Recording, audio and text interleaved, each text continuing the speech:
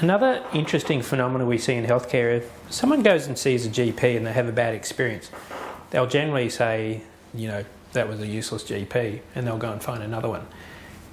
With chiropractic and physiotherapy, I find that people tend to tar the entire profession with the bad brush.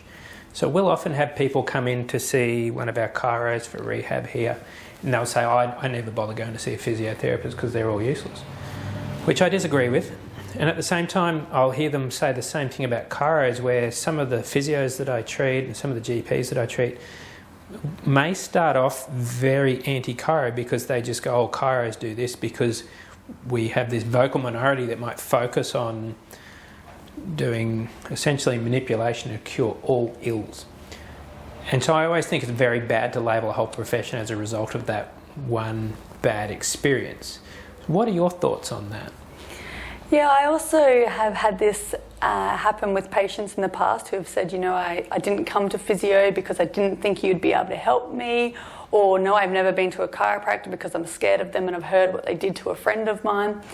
For me, it's all about finding an allied health professional who you can trust.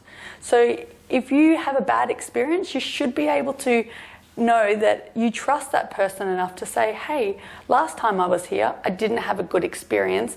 And I think sometimes patients lose their voice a little, and there's no reason for that. People should be able to step up with their healthcare, and no different to a GP. I often probably am more vocal than some of the patients, but I'll definitely question my GP, and if I still don't feel that the response is enough, then I'll ask them more.